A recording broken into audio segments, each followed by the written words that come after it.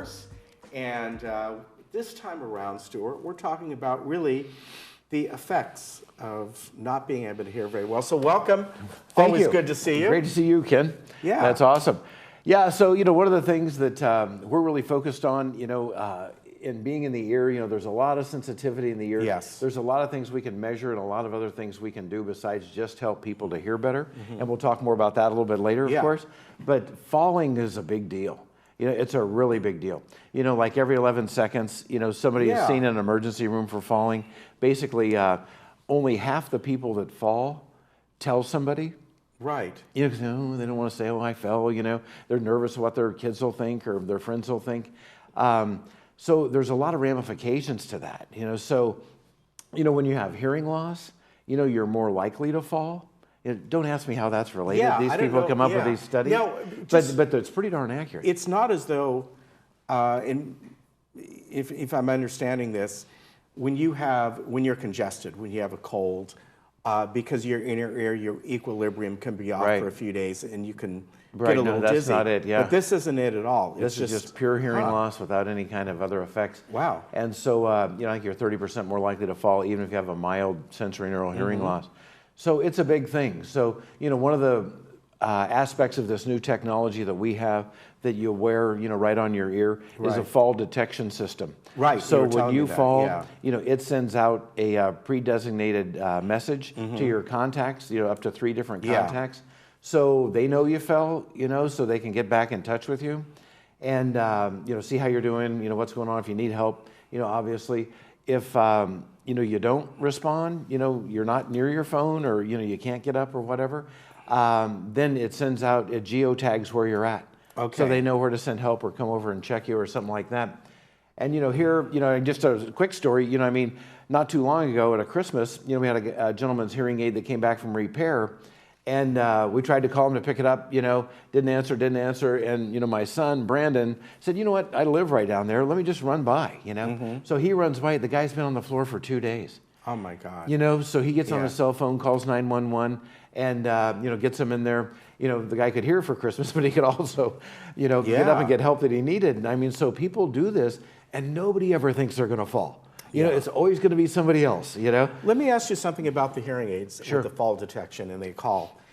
Do they must be linked with your phone or they have their own GPS built in? So it has to be linked with the phone. Okay, all right. Which they're done, right in our office, right, even before they okay. leave. So all right. It's a pretty automatic thing. Yeah. So, it's important, it's important stuff. So we're starting to look at the overall health of the individual and see how we can live into that to help them, in these different aspects of their life as well.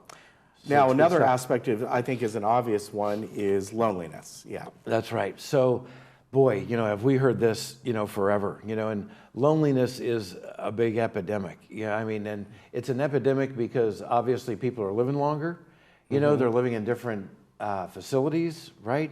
But you don't have to be isolated to where you're all by yourself in a corner to be lonely. Yeah. You can be right in the middle of a party, right? And not even be able to talk to anybody. And that's even kind of more depressing, if you will, because it's like, gosh, I'm here and I can't even have a conversation, And so, that's what we're trying to overcome, right? Is get them to where they're hearing better, they're communicating better, they're more active, they're more social. If people are stronger, they fall less. All this stuff just starts to work into the same focus, which is keeping somebody as healthy as they possibly can and living into their best potential. Yeah, and the other one here is obvious, hearing a noise, but this is just the everyday stuff, obviously, in your house. And I was talking to somebody about this the other day, cooking. When you cook, the sounds of what you're doing is very key. If you're hearing something sizzle or something like that, or, you put something on the stove and you hear it, you can tell, okay, it's gone from a simmer to a boil. If you're not standing there right by your pan, I'm not saying you should be, you got to be safe, but you could be turning around in the kitchen, chopping something up, and then all of a sudden you hear it and you go, okay, it's time to do this. But just cooking alone, hearing all those sounds is, you hear the timer go off, whatever it might be. There's so many things like that, Ken. You're so dead on right there. It's there's so much sound around us that's so subtle. We have some people mention, they say, well, gosh, I don't want to wear my hearing aids at home. I'm not really talking to anybody. Yeah. we said, oh my gosh, that's such a big mistake. You know, you need to wear them all the time to constantly stimulate that auditory system in your brain so that when you do want to hear better, then you're at such a higher level of performance, you can differentiate the little subtleties of those soft-spoken speech sounds and hear and understand conversation so much more clearly. And those environmental sounds, you know, like cooking, you know, or the refrigerator, or the water overflowing someplace. And that's something, there's no way you can hook up to something and have it vibrate like a doorbell or whatever. It is what it is. That's right. I mean, there are doorbells, when the doorbell rings, they flash and those types of things. But for the most part, you just want to hear them, you know? And that's what people want to do, is just to be more average or more normal, you know, in their conversations and in their interaction.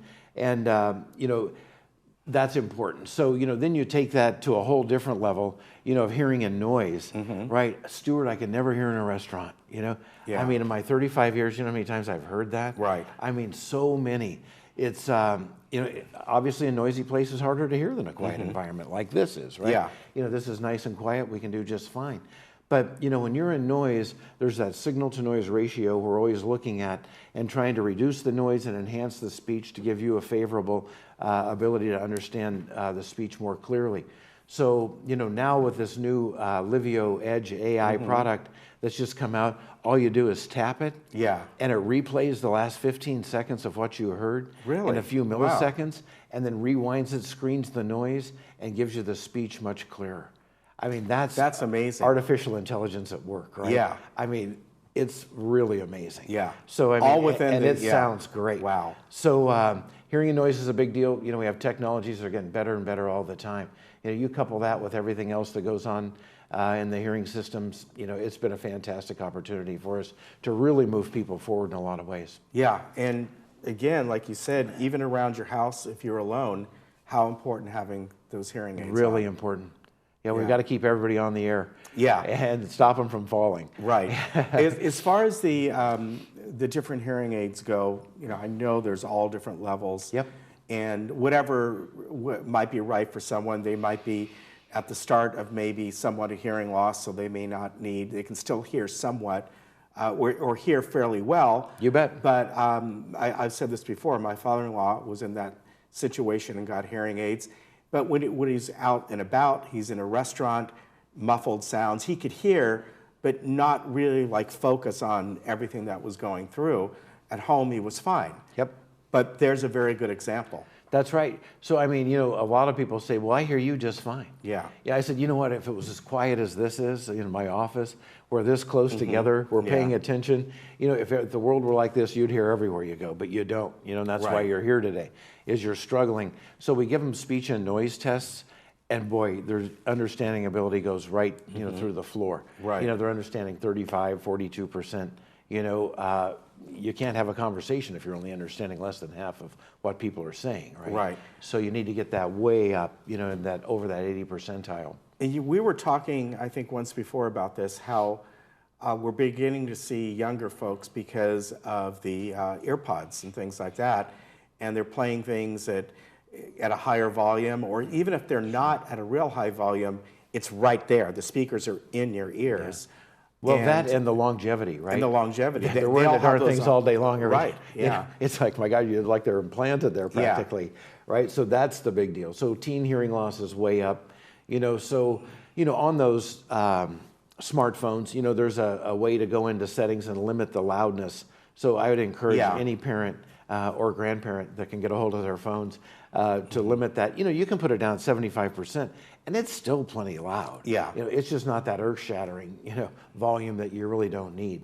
So, you know, and sometimes if people are just turning it up and listening to music, you know how you're driving home, you're in your car, you know, the volume's at a certain level, you get back in the morning, it's like, oh my gosh, that's so loud. We just get used to that, right? So they get used to it as well, and they keep cranking it up. You know, they just need to have a limit so that just subliminally, you know, that's already taken care of for them, so it doesn't get that high.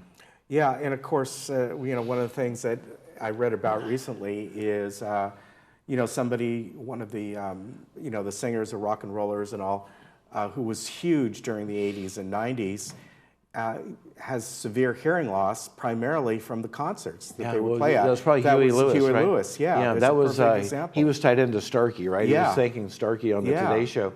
about all the work they've done with him. And I mean, basically, in his career. Yeah. You know, I mean, and it was just good old rock and roll, right? Right. Having fun and jamming out there on the stage. And the funny thing was, they weren't like a big hair band. Yeah. They weren't like, Kiss or something like that. Right. His stuff was, pretty tame, right? Pretty tame. Yeah, but loud. Yeah, but back then, of course, unlike now, if you remember going to concerts, they would have the big amplifiers all on stage, walls of amplifiers behind them. Yeah. Plus their monitors. You could feel it, right? Yeah. You feel that's the music. what you wanted. Of course, of course. I remember. Little did we know. Yeah. All right. What are your hours over there? So we're 9 to 5, Monday through Friday. If you need to come in earlier or later, we're happy to see you. Okay. Always good to see you. Great to see you too, Ken. Take care. We'll be right back.